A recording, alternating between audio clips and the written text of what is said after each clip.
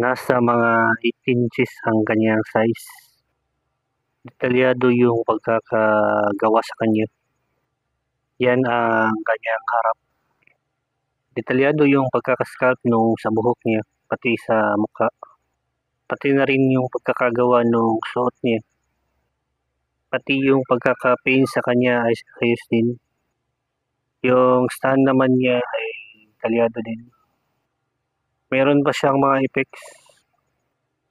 Meron din siyang mga accessories. Ito naman sa gilid niya, detalyado din yung pagkakaukit nung parang usok.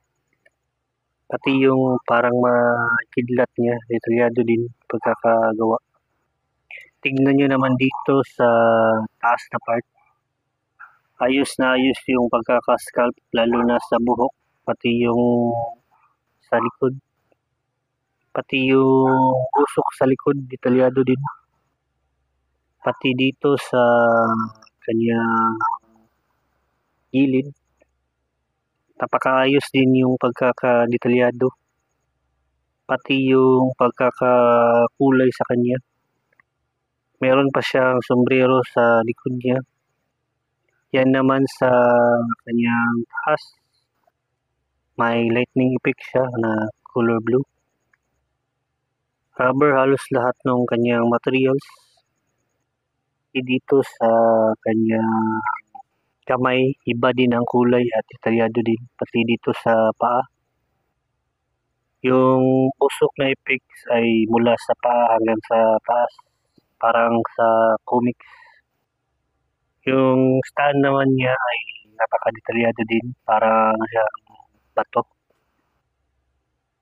Ito naman sa kanyang gilid. Hindi siya articulated. Hindi yan nagagalaw yung mga kamay at paa niya, pati ulo. Para lang yung statue na rubberized. Mabigat din siya.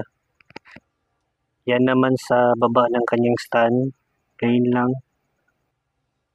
Ito naman yung whole body niya at tignan niyo kung gaano siya kaangas. Ang ayos niyang ipang-display. Ito yung whole body niya pag sa kagilid niya. Ang kagandahan nito ay yung para siyang may itatapon na lightning.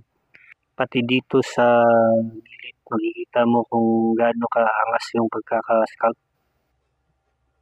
Napaka-detalyado niya talaga.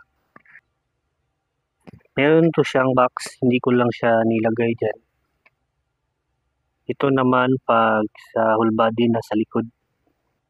Napakaangas talaga nung pagkaka-effects ng usok. Napaka-detalyado sa likod. Kahit saang anggulo mo siya tignan, napakaangas niya. Ganda siyang gawing pang koleksyon.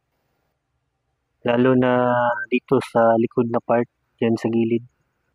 Parang hinahangin yung usok niya. Para siyang diorama. Natatanggal yung lightning effects niya. Yung dalawa, pwede yung mahati sa dalawa.